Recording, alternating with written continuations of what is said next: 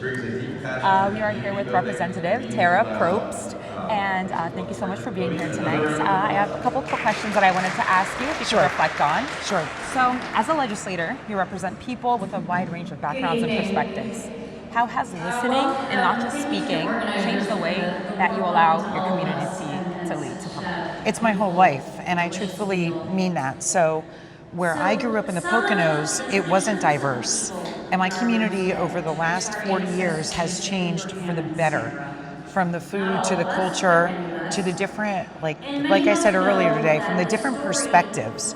If I'm feeling a certain way and I'm with my friends from another country, they're gonna kind of pull me into their way and say, well, hey, there's what happened here and there when this happened to me.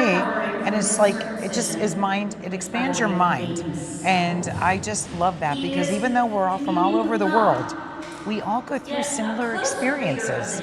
And so, yeah, I love it. I do more listening, and I'm a talker, and I do more listening than talking. I can tell. No, I'm sure you're a great conversationist. And I'm a native Pennsylvanian, so how do you think us Pennsylvanians can strengthen the unity that we have within our own communities? So, I think that it was really, really going well. We were having interfaith dinners. We were doing all these wonderful things. And I hate to say it, COVID hit. All these things just kind of like stopped, from the interfaith dinners to being invited into mosques or temples. And it, when everything opened back up, that process didn't open back up. So I do know that you living in the Poconos, we are diverse. And I could have 100 people at the next event that you're gonna have. So I think that there's more good than bad. Yeah. And anyone that doesn't want to be a part of the interfaith community or doesn't want to learn or just see that there's different parts of the world, I hope one day that they can put their ignorance aside and read and learn and grow. And yeah, so but I really love to see more of the congregations, the temples, the mosques. I would love to see them do the things that they were doing prior to COVID, because I never missed it. Yeah. I'm going to keep that in mind. I'll invite you to some of the Poconos ones that we have next Ramadan, hopefully. Okay, that sounds good. That sounds great. And I have a fun question for you. Sure. If you could invite one historical old living person to be at your ideal shared table, who would it be and why? Historical old? Or living. Or living. All right, don't laugh. I won't, maybe. No problem. Paul McCartney. Okay, why? She laughed. I didn't mean to. Do you want to know why? I do want to know why. He is the only person in the entire world that I've ever wanted to meet personally. The Beatles and their music changed my life since I'm a little kid. I heard the first songs by them when I was 4 years old, because I have older brothers and my mom.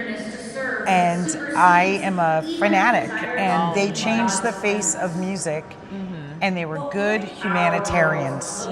They were great humanitarians, and to this day, he's the only person in the whole world that I want to meet. Well, thank you so much for sharing that. I can tell they definitely hold a special place, and they do for a lot of people. Now, I want to say this. Believe me, I'd love to have some of my family members back at my table that are no longer with us. They won't see this. But, when you're talking famous and things like that, he's the one. I'm sure that's probably why people connect, and you seem like such an amazing and fun person to have as a representative. Thank you so much. You're welcome. It was so nice meeting you. You too. Okay, so I'm here with Representative Joe Webster. Thank you for being here today.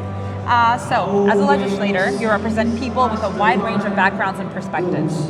How would you say listening and not just speaking has shaped the way that you serve your community? It's a very important point, and you can laugh from the beginning, because my wife Laura tells me all the time, shut up and listen. So I've learned, and it's very true. My community has a large Asian population and Indian Pakistani, and so sometimes listening just means paying enough attention that we make sense to each other, and then listening. I'm very fortunate in having made friends in those communities, and then they can tell me what their culture and the pieces of their world that matter the most to them. and then I can learn a little bit about that. It's very amazing. It's always good to be open and willing to learn. Yes. So what does a shared future mean to you, and how do you think we can make everyone feel like they have a seat at the table, at our shared table? So the example behind us, you can see in the picture, actually sitting at the table is the best demonstration that we can have that analogy of sitting at the table and being part of it together. And I think you just have to reach out to do that. Sometimes on my side it's reaching out, but sometimes it's accepting an invitation. And I can tell you I've been so fortunate both, as I mentioned, in sort of Indian Pakistani community and our Muslim community as well, where the local temple has reached out and said, come see how we do some things. And it's always a pleasure. That's amazing, thank you. And I guess one last question to wrap it up. What gives you hope about the next and upcoming generation? You do. Thank you. And the people behind us. I'm embarrassed sometimes that in the nation today there's conflict, or there's people not patient enough to meet each other. And I'm being gracious when I say that, right? That you know that we have biases. We have people who aren't learning about the future, and then you meet a young person who is, and that changes the dynamic so quickly. And so I do think in the end, it's the next generation. It's the 25 to 30-year-olds, and I have my children are in that age group, and they tell me, the status quo is not good enough. Yeah. We have to be better. And we will, hopefully. Thank you so much. Thank you so much. Lovely meeting you. Okay, we're here today with Representative Paul Takac. Paul, thank you so much for joining us tonight. I have a couple questions I wanted to ask you, maybe you could reflect on. So as a legislator, you represent people with a wide range of backgrounds and perspectives. How has listening and not just speaking shaped the way that you serve your community? I'm very fortunate in that I represented a community that has a lot of diversity. Penn State University Park campus is in my district. So I have the opportunity very often for intercultural and opportunities to get outside of what would normally be a bubble. Yeah. And I just love learning because I think that it's the way that we can move forward. In a previous life, I was an anthropologist as well. So by training or by circumstance, I find myself in a position. And I've always just been very curious, and I think we need to be open to hearing where people are coming from, and also recognizing what we have in common. Yeah. We all care about our families, we all care about our communities, we all want a better future for those that we love and those who are in our orbit. So by expanding that orbit, I think we can do much better. That's a lovely answer. Okay. I have one fun question for you as well. Okay. If you could invite one historical or living person to your ideal shared table, who would it be and why? Oh my goodness. My goodness, that would be tough. I'm a fan of history, Okay, so trying to narrow it down, that's it why would it's a probably perfect question be for you. a historical figure. I would say I would narrow it down to maybe two presidents. And I think one would be Abraham Lincoln, because I think someone who stood tall in the face of a lot of adversity. And I think right now in our world we're seeing a lot of adversity, but somebody who could cut through all of that and really inspire people and lead them to a better place and remind ourselves of who we are and why we're Americans and what that is worth and what it's worth fighting for. I wish I could capture that and maybe get some advice maybe on how do we move ahead in these trying times. Yeah, definitely. One last one. Sure. What gives you hope about the younger and upcoming generation? It's interesting. I'm fortunate to have 3 kids of my own, and I have to say what's really interesting to me is while they grew up in a world that presents challenges that I could have never anticipated, right? Social media and just a lot of the things that I never had to contend with. They have this empathy, this emotional intelligence that I don't think we had growing up, and I really feel like that's something that we should all be able to tap into. And I know it's really hard on them. I know we're battling the mental health care crisis in our country and all those kind of things. But the young people who really do listen to each other, who are really engaged, that gives me hope that they have the empathy to take the world to a better place. Sometimes they feel guilty about the current state of the world, but what can we do? Well, we could just try to be better day in day, and hopefully. And I think that's, when you get to my age, you also start to think about what it's going to be like when I'm no longer here. And I want to leave a legacy that, is worthy of what I've tried.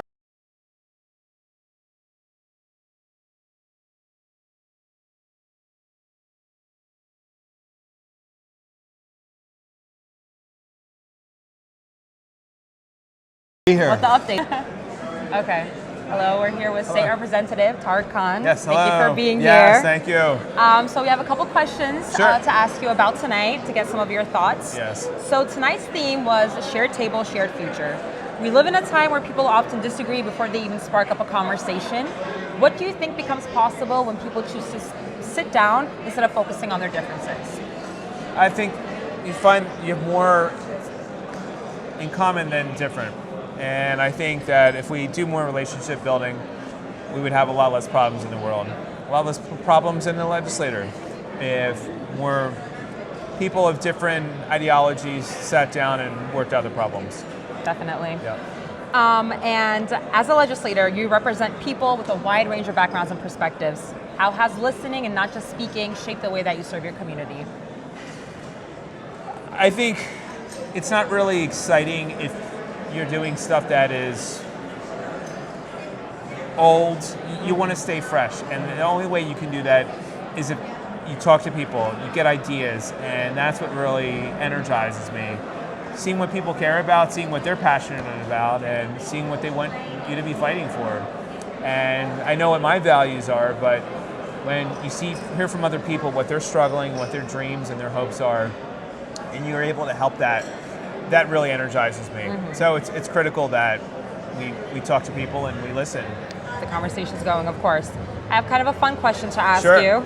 If you could invite one historical or living person to your ideal shared table, who would it be and why?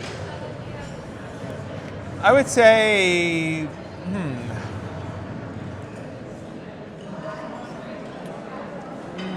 Paul said Abraham Lincoln. Abe is a good one. Abe is a good one. I don't know, probably FDR, maybe Why? Franklin Roosevelt. Okay. He had to overcome so much in his life, and he was really probably one of our most consequential presidents. He helped save the country from a horrible depression and got us through the World War II, and I think was just a sort of an amazing progressive leader and critical for his time. So things would have worked out differently if we had a different president at that time. So I think he was a very fascinating figure, and I like to talk to him. Have a little meal with him, yeah. Yeah. And one last one maybe. What gives you hope about the future upcoming generation? I think they're willing to do things in a different way than we've done it before, and I think they're less inside the box, they're more outside the box, and I think that's something that I've always enjoyed is doing my own thing, doing things that I feel are right, and I think that this new generation just does things completely differently than the old guard, and it's very exciting. So, yeah, I'm excited for that. Yeah. Thank you. Well, thank you so much. It was lovely talking to you. Thank you. Great talking to you as well. Always a pleasure. You. Thank you. Okay, I'm here with Rabbi Shoshanah. Thank you so much for being here. My pleasure. So tonight's theme was shared table, shared future. And, how do you think we as Pennsylvanians can strengthen the unity that we have within our communities? Well, I think we need to do a lot of this, right? The sitting down at the table with one another. And I think we need to work on having difficult conversations around issues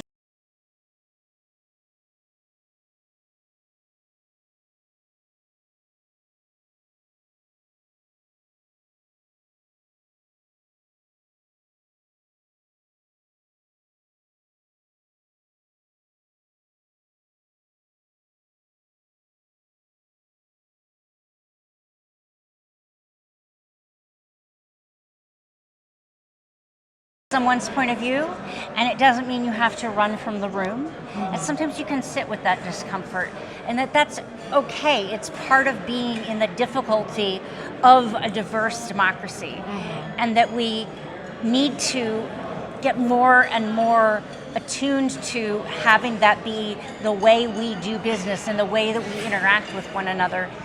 We don't have to all be the same, and we don't have to agree in order for us to have ways of being together and ways of building a community.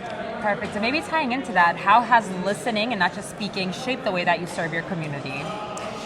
Well, we live in a really polarized time, and I'm thinking deeply often about what it is that's put us in that polarized time. And I don't mean like social media did it. Yeah. I mean like, where are we? How is it that we're in these closed off silos, and how is it that we can emerge from them?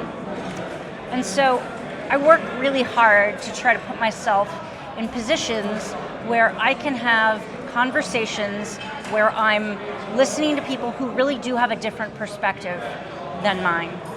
One of the projects that I've been involved in the Lehigh Valley has been spearheading the Lehigh Valley Faith 250 project, which is a project that's based locally within communities, but it's a national program. And it's basically a dialogue program looking at the 250th anniversary of the signing of the Declaration of Independence by having community groups, interfaith community groups, sit down at tables to eat, to get to know one another, to pray together, and also to explore important texts that are part of our American heritage and how we might be able to gain some insight in terms of like what those texts were supposed to be about, what the reality is in the world, how we might create a 250-year future that more reflects what some of those values are. So it's been a really important venue for me to be in conversation with people of different faiths and different backgrounds to think about where can we be going? What can our world look like, even though we don't all agree? Yeah, can be done. Well, thank you so much. We thank you for all that you do for our community and for being here My along pleasure. with us tonight, and it's always a pleasure being with you. Thanks for the invitation. Of course. We're here with State Representative Milou Mackenzie, and I will be asking a couple of questions. So, theme, shared table, shared future. We live in a time where people often disagree before they even sit down to have a conversation. What happens when people see their differences, they should be able to sit down and enjoy a conversation first? Well, I think it's really important that they get to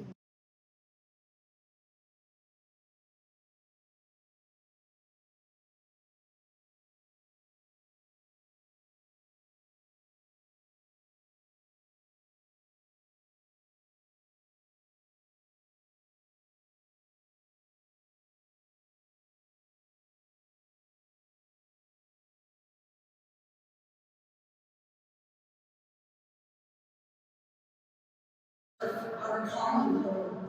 Surrounding it are founders, sages, saints, and spiritual leaders from the world's great religious traditions, gathered in a circle as symbols of wisdom, compassion, and mutual respect. Woven throughout the artwork are the flags of every country recognized by the United Nations, affirming that every nation, every culture, and every people belongs in this vision. Completing the mandala is a circle of world leaders standing hand in hand, symbolizing friendship, dialogue, and our shared responsibility to grow. So, as State Representative, what do you think we could do to strengthen the Although unity in our own humanity is community? diverse in faith, culture, and nationality, we share one earth, one future, and